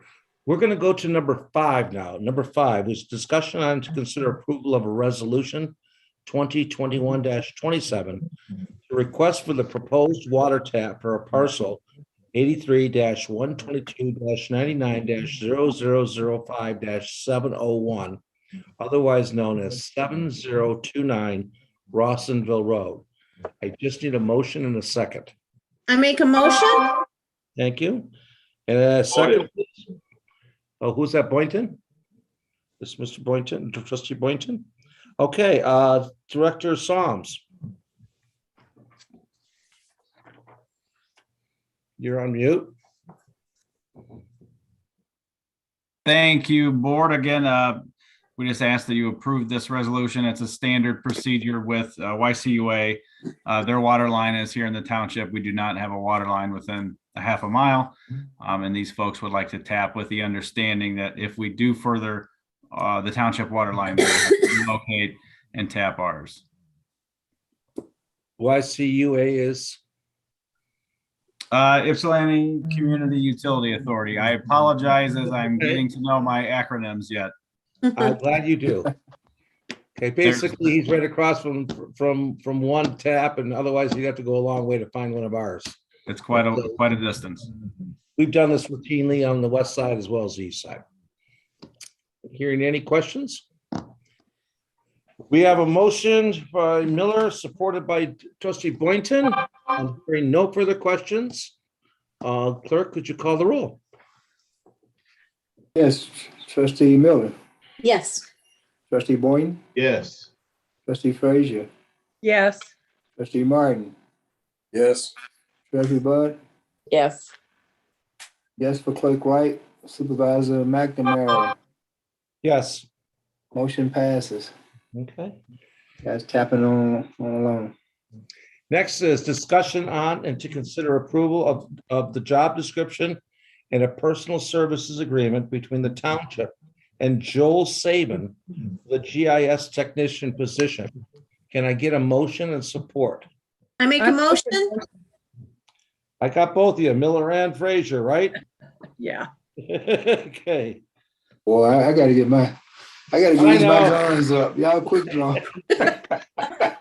Oh, yeah, I try and get you guys out of here within 2 hours. So, I'm sorry, Director Sumter, could you please take over? Yes, good afternoon or good evening, board. I am here today to consider the approval of Joel Saban's personal service agreement and the job description as the GIS technician, primarily housed in the water and sewer with the annual salary of $70,000.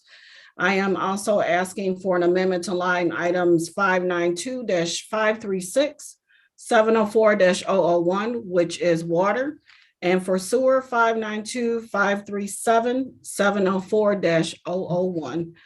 Joel Saban has been with us for a while, and he has decided he missed us so much he wanted to come back. I think, moderator, I think Joel he should be on. I'm not sure if you can see him and promote him, but he is really anxious and willing to come back as the water and sewer GIS technician only.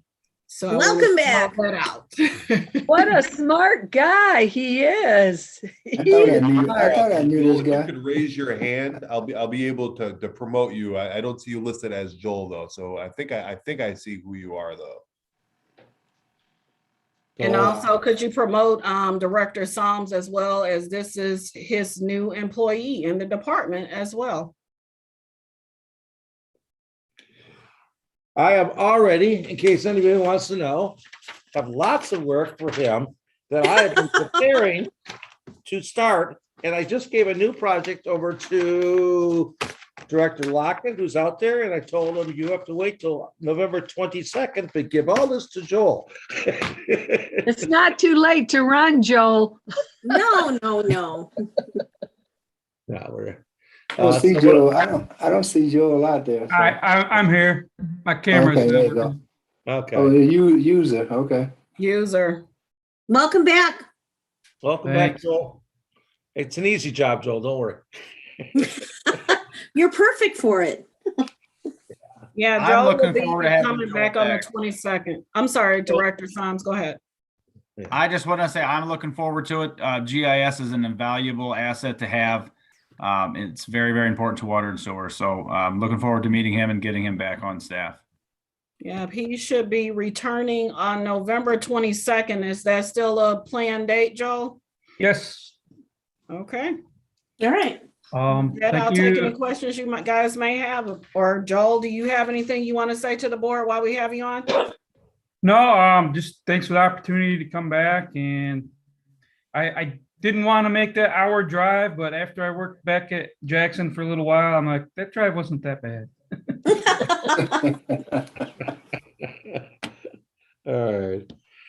Okay, well, okay, you're on your way. Okay. And he's gonna do us a lot of amazing things for us. You'll love it. Okay, so I've got a motion, I've got support. Do I have Miller and Frazier? No, Very- Miller, was it Frazier? Okay. Yeah. Okay. Yeah, 2 quick draws. Oh, it was close. Yeah, and hearing no further questions, Clerk Wright, would you call the roll? Yes, trustee Miller, Yes. trustee Frazier. Yes, I'm from Texas, so I got a quick draw. I see. Treasury Bud, Yes. trustee Martin. Yes. Yes for me. Trustee Boyne, Yes. Supervisor McNamara, Yes, motion passes. thank you. Thank you very much. Directors, you can pretty much all go home now. The rest of this, You're already at home. not. That's true. A lot of them, I can see their cars. Okay. Some of them are, but I know Director Sumter's here. So we're in the final line, item, which is only a discussion on the schedule of a work study session for the 2022 Board of Trustees meeting schedule. This would require no motion or second, because anything you guys decide can just be added to the next meeting. Okay, so an email was put out. I believe, was it Clerk Wright? Did you put the email out a while ago about, you know, why, about basically should we continue these on? And pretty much round robin through the board. Yeah, I think I did. And I thought the feeling was basically you guys didn't want the work study session meetings. So, but obviously there's some second thought. So start talking. What do you guys want to talk about on it? I don't like that they became, basically rehearsals for what we did right afterwards. That's what bothered me. I could start the Well- discussion if you'd like. Sure.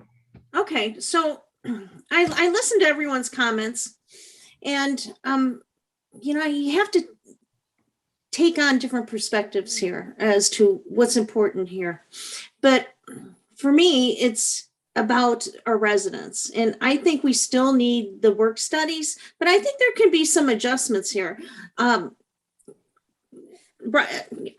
sorry, Wright was correct in saying that they're not run properly and they can be critiqued. So my suggestion is that instead of just canceling outright all work studies, I recommend that we move them to Tuesdays at 5:00 and streamline the agenda as to what's important, as to what really needs to go on the agenda for this. We don't need to talk about the reappointments of so-and-so to whatever commission or committee.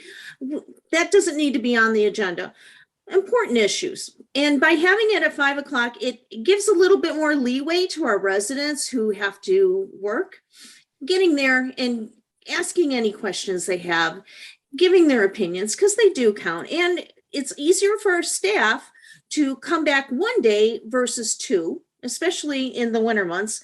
So I think it's a better fit for everyone if we all can come up with a compromise here. I think this fits the bill here. So what do you think, folks? Through the chair. Hey, Martin. I agree with Trustee Miller, and I think that I think Clerk Wright alluded to our original plan was to, when we spoke at something on at work study, that it would not be voted on that same week. I think if we stick to that tenet, we'll be fine. And yes, it should be some of the meatier topics that we have to deal with. So not only the residents can get an understanding, but we can get an understanding of what we're going to vote on. So I think that's the tack we should take when we adopt this new work study policy. And one more thing I'd like to add, if we don't need a work study, then we shouldn't have a work study. I also want to add that if it's not needed, then we need to make that call. So I don't want to have people come in when there's not a need for a work study. I know Clerk Wright talked about that. So I think this is a good compromise, and I'd like to hear from other people. Who, through the chair, Trustee Frazier. who determines whether it's worthy of discussion or whatever? It's my job, but on the other side of it is I've never once said no in my life. I've never said no in my life to anything you guys have requested.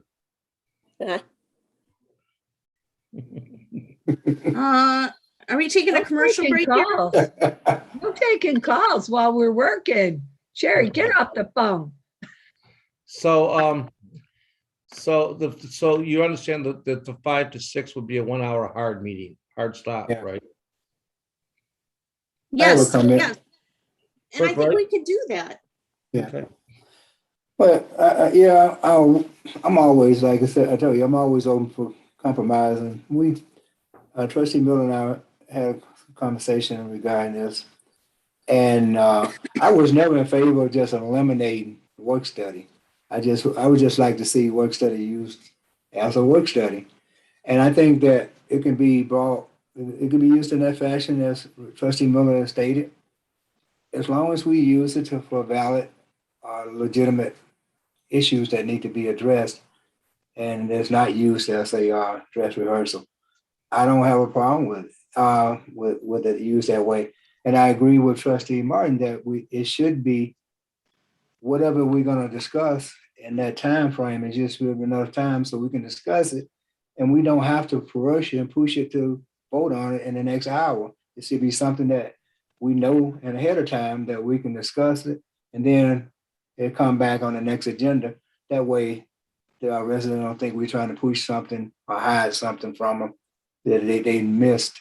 Because work study, I mean, it's shown. I mean, I was correct. I went back and looked at the minutes, and I went look at the agenda with Lou Bender. He did tell us the accurate way of using a work study, and it is to be used for valid issues that need to be discussed by the board.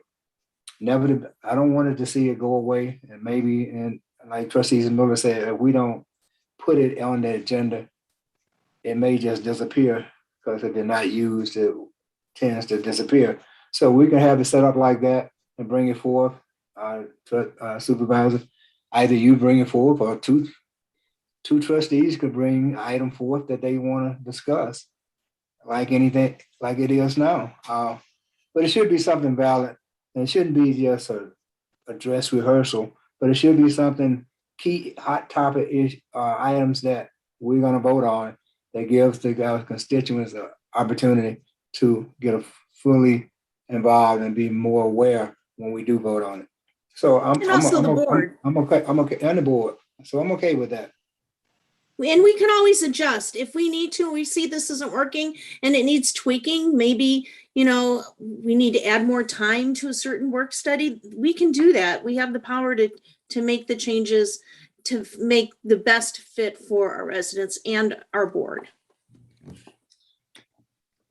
All right. To the chair, the work study is not ever intended.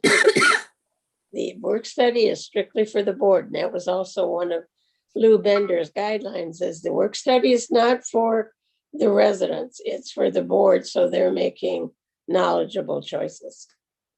Many times we've had residents come to the work study and ask questions. And so, yes, technically you're right, but it gives an opportunity for our residents to ask any questions. And they've been, look at how long we've been having work studies. We know who's come. We know that there's enough attendance to substantiate keeping them for not only our board, but for the residents.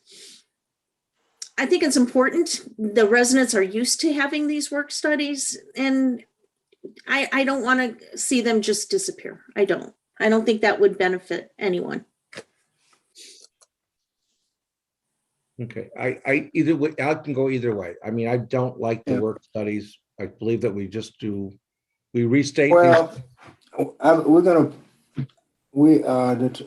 Myself and my deputy had put together some language regarding, work studies. Because if we're gonna put it back on there, it has to be, if you look at the language that we have, it do say that we can use it as needed. So I guess as long as we just put that we need to change the date, that we're gonna have it at 5 p.m.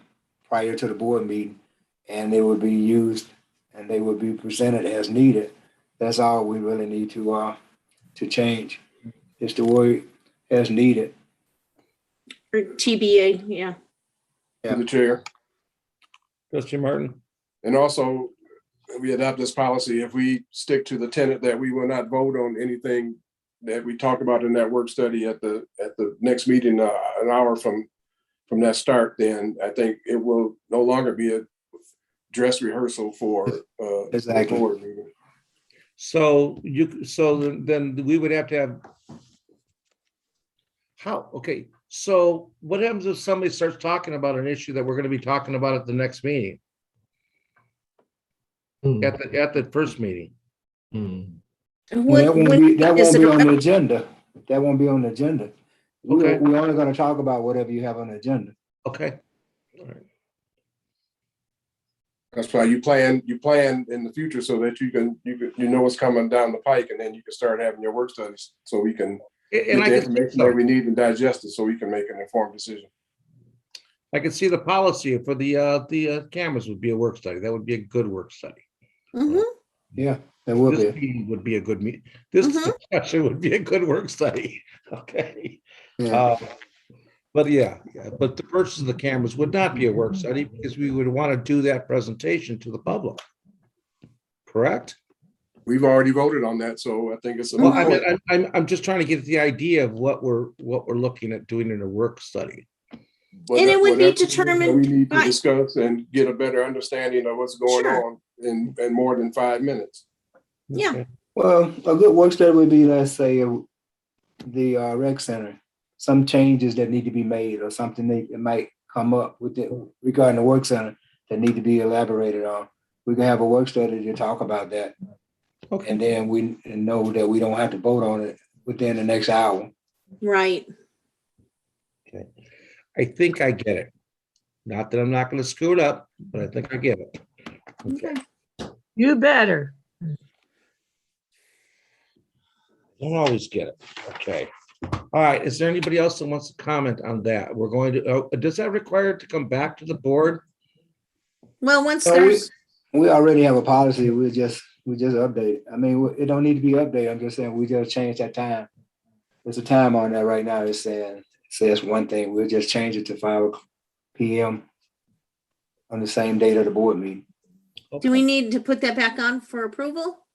I think it needs to go on the consent agenda because we approved the meeting schedule, but not the. All right, we can. Agreed. We'll bring Right. that back. We'll bring that back and put it on the consent agenda. We just vote on it. If you're going for the consent agenda, I think that we can have an understanding that we're not going to vote on anything that we talk about at the work study session.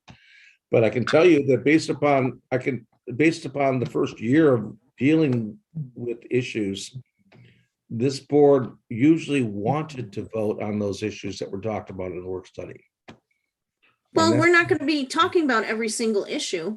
okay, I'm saying don't venture yourself in with a hardcore policy decision that you voted on that locks you out of that. Nothing does. We know No, that we- things change. We're and not going to everything's change any. different. We're not going to change anything within the policy, Kevin. Only the prefix. I'll show you tomorrow.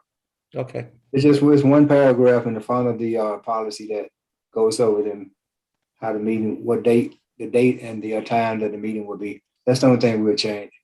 Okay, now, I'm sorry, but I'm a little confused now. Now we're talking about,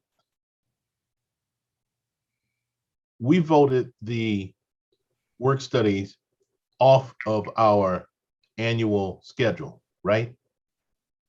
No. Yes. Yes, for 2022. The work study doesn't show up at all. Correct. If we're going to have a work study, do we need to vote to put it on a schedule, or is it going to be a floating entity and whenever we need one, we'll schedule one? It's in our policy that we have a work study, so we can have one as needed. As long as we have just presented that and we change that wording, I'll send it out to you all tomorrow so you can see what I'm talking about. The wording that states when we will have, when a work study will be presented.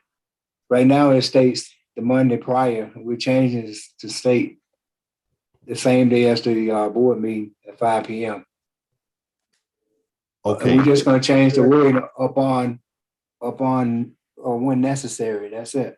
So if we want to call a work study, or supervisors want to call a work study for something that needs to be discussed, or two board members, or however we want to do it, then it'll be called and it'll be posted as a work study that day before the meeting at 5 p.m.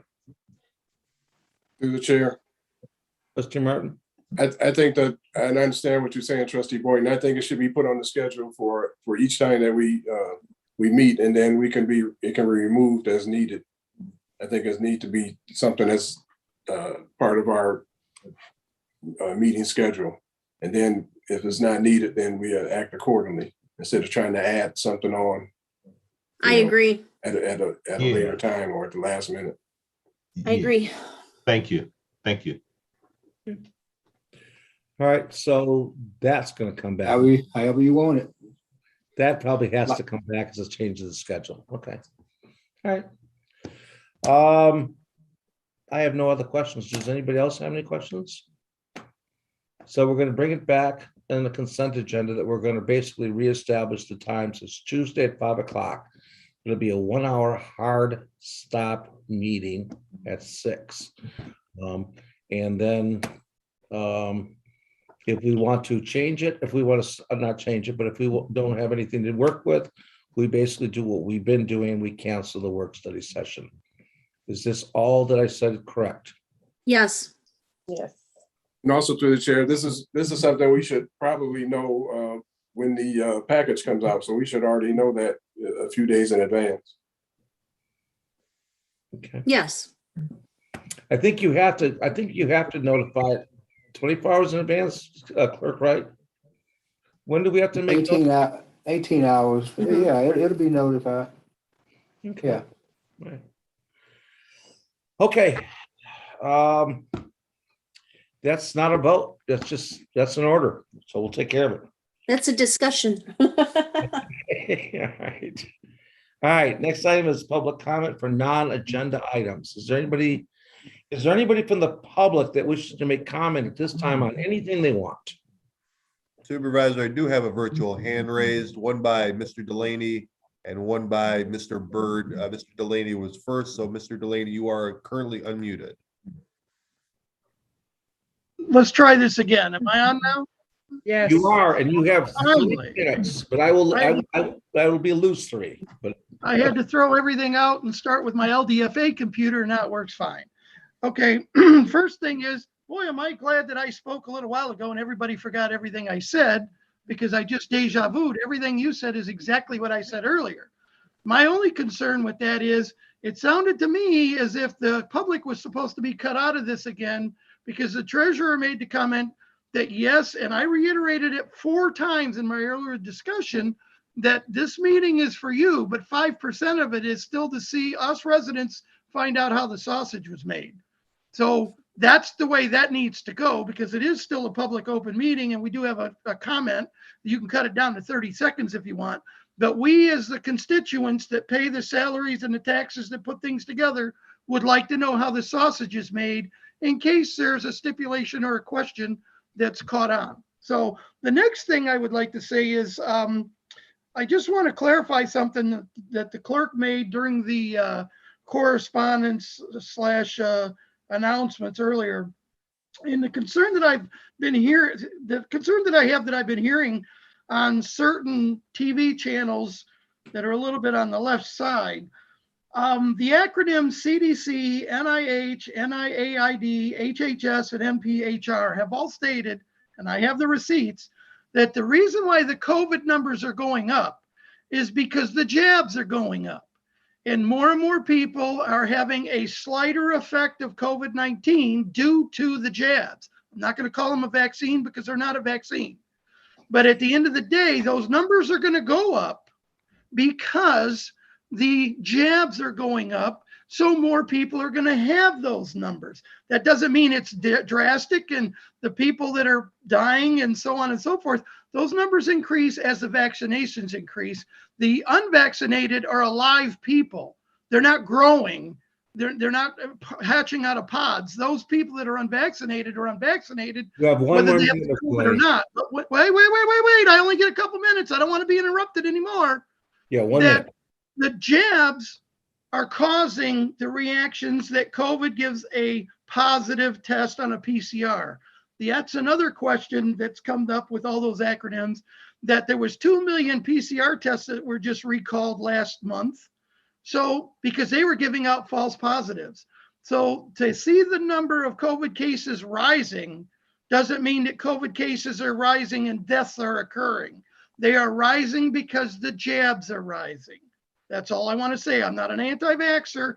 I just want it to be put out there, because if it's a warning label at the beginning of our meetings to caution people, but put something in that's missing the rest of the information, is that all those acronyms I just stated have all said, because I have documents saying that as the jabs increase, so does the COVID numbers. That's all.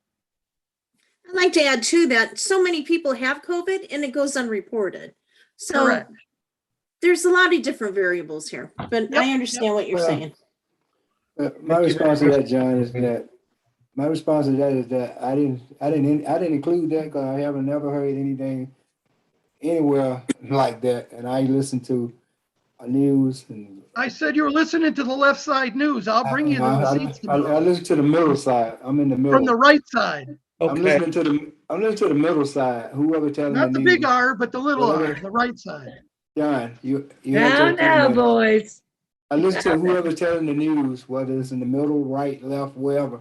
I haven't heard nothing like what you just stated. That really don't make any. Well, like I said, I will drop off Centers of Disease Control, National Institute of Health, National Institute of Allergy Infection Disease, Health and Human Services. John, okay. John, I've given you way over enough time. Was that my 3 minutes? Time, but thank you very much for your comments. And we do have somebody else waiting to speak. That's our union president, Mr. Byrd. Officer Byrd. Yes, can you hear me? Yes, Adam. Good evening, board. I am the union president of Van Buren Township Police and Patrol and Dispatch Union. I just wanted to give a thank you that I have not been able to give out for quite some time. Either I missed meetings because I was busy, and that is on the vaccinations. The union, as well as the board, we worked hard to establish some very hard-fought, hard discussions. But I just want to say we kept the respect levels very high, and we were able to get to a middle ground. I know I had conversation with Clerk Wright and Trustee Miller, Trustee Boyton, Trustee Martin, the supervisor, as well as the treasurer. And then many times our opinions were different, but it's nice to have a board that, though it may be a little bit different, we're able to come to a solution. So I did want to give you a public thank you on behalf of our union and say I appreciate each and every one of you. Though our opinions might be different, we came to some real good solutions with it. So thank you. Thank you very much. You're welcome. Now we have a rule that we allow a person to go twice, but the second time they can only go 2 minutes. And we do have that rule in our grouping. And since even though we're on Zoom, we're still under those rules. Mr. Delaney wants his second shot. It will be timed, Mr. Delaney. You're up. And I will start. Okay. Am I there? You are, sir. Okay. Yeah. Other than that, nothing negative. Everything that was said today during the new business items was great. I just wanted to reiterate the portion on your work studies. And so everything's fine. It's just, we need to increase the value of the residents, non-residents, and public speakers that come to both board meetings and work studies. Because without your residents, you don't have a job. I just want to reiterate that. We elect you every 4 years. We elect you every 4 years. And if the voice of the public continues to be stifled and taken away, and I've said this over 16 years, because we had 10 minutes, then we had 7 minutes, then we had 5 minutes with a 3 minute, and then we had a 3 minute with a 2 minute, and pretty soon it's going to be no minutes of any public comment. And those only come up under high ticket items or pitchfork and torch lighting comments that come up. But believe it or not, people like to say you guys are doing a great job too. And if you're going to cut all the voices out of work, even the work study, to come up and say, hey, you did a great job, and we will be looking forward to your vote at the next meeting, that's fine. So you should let your constituents hear how you make the sausage before something negative pops up, and then you have major problems, because communication always puts the fires out before they start. That's it.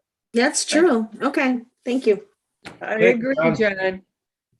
Okay, we are moving on to the board. Does the board have any non-agenda items that they wish to make? Trustee Martin? To the chair. Yes, I would like to ask this board and to work with public safety. I have an issue with the intersection of Belleville and Tyler Road. Yes. I frequent that area quite a bit, and I have seen several near misses of accidents with people trying to make left turns. The traffic is not yielding on the yellow light. They're coming through the yellow light. They're coming through the red light while people are trying to make left turns. And this is a very dangerous intersection. And as we increase our traffic on Belleville Road with the senior center housing being built on Belleville Road, as well as the other facility on Tyler and Morton Taylor, this intersection has become quite busy and quite dangerous. And I know we've talked about this in the past, and there's always some kind of excuse, well, the county this, the county that, or whatever. I'm sorry, we need to try to start making a serious attempt to get this done in the very near future. All hands on deck. The board needs to have their voices known here. This We has need gone to on call, too long. write, or do whatever we have to do to make this happen. This is a public safety concern. Absolutely. And I'll echo Trustee Martin. I've been told that it either it's a traffic study, whatever we need to do. I'm pretty sure if you do a traffic study, there's definitely enough traffic going through that intersection to warrant a turn signal. Let alone future. I see some areas that I know don't have as much traffic as we have on Belleville and Tyler Road, especially going south, north and south. Like I've indicated, going north, you cannot see the turn. You can't see the cars coming. You have to, it's a careful turn. And just as one of the public safety gurus that always speak at the MMRMA conference, if it's predictable, it's preventable. And I predict an accident waiting to happen there. So let's prevent it and get busy on it, whatever we need to do. Me too. My wife asked me when I got elected 5 years ago, can you do something? Yeah, we teamed up, remember? Yeah, I can tell you. You're kind of slow. Now it's time to start doing something and stop talking about it. Oh, we've been create that trying. action We've been plan. trying nonstop. We've been We trying. can make forever. excuses or we can make a way. Exactly. Let's put it on the agenda and have a real discussion on it. Yeah. We need to put it in front of Wayne County to come out and do a traffic study. They have it. It's So, traffic studies are fine to tell you the volume of traffic and how much traffic goes to and from, but the traffic study doesn't tell you the near misses you have at these intersections when people are not yielding to the yellow light and they're constantly moving through traffic on the red lights. You can stand out there for 15 minutes and you'd be like, oh my God, you got to do something. Kevin, I suggest we all send our commissioner the email stating our concern and tell them to get behind it. We have a great commissioner that will take this challenge and move forward with it, I'm pretty sure. Can we draft a letter, Supervisor, and send it out to the board and we'll sign it? You can all sign it. All right, so, okay, so we have been doing this for 4 years, and we've been doing it double time for the last year. And for the last 6 months, we thought we almost had it fixed. Things fell apart, and believe it or not, it fell apart on Haggerty Road. There are more problems with that intersection than you guys. One of the reasons why there's so many close hits is because as Belleville Road goes north, it actually veers to it veers. It goes this way and it goes this way. Long story short is you can't see around that left-hand turner, which is why there's traffic accidents, among other things, is why there's traffic accidents there. The county wants to straighten Belleville Road out for a good quarter mile. They would have had to do it into the Ford property, which we didn't own at the time. Long story short is we really are trying. We want Belleville Road to go 3 lanes. We want it to get straightened out. We want left-hand turn lanes on those intersections. We're hoping the Biden infrastructure bill will help us, but they keep on wanting to take our money and build Haggerty Road out at Van Born and to Ecorse, where we think we can form an LDFA or get the locals to help us instead of spending that money that we want to spend on Belleville Road. So yeah, we're working on it, but we're totally at the county and the state's hands on this. And Well, then we need to put some We need pressure. to stay here. on. Need to stay Oh, on. work harder. Work harder. Supervisor, you got so much influence here. Yeah, no, there's only so many times you can ask these people for things. I do know that road is now, that intersection is the number 2 intersection for accidents. There's not going to be fatalities at that intersection. There was a fatality, they might listen to me, but I know what you're saying. It's going to happen. Oh, we're gonna wait for somebody to die. I don't want to wait for it to happen. Exactly. That's that's how they rate them. That's how the engineers and everybody rate them. Well, the engineers need to be painted a different terrible picture, way and we need to to do look at something. this. I don't get Once to again, talk. it sounds like making excuses and not making a way. So, I mean, Exactly. I think there was 43 or 53 accidents last year. Go ahead. Yeah, I was in one myself last year at that intersection. I'm sorry, Clerk Wright. I better throw a monkey wrench in the conversation. I'd like to make a motion to adjourn. I support. What is wrong with you, Leon? We're just getting going. Thank you. Yeah, it's You 8 can o'clock. I stay. support. Trustee Fraser, you can stay on. Okay. I have a motion. I have support. All in favor? Aye. Aye. Good night. Opposed? Thank you, everyone. Good night, everybody. Thank you. Good night and good luck. Stay safe.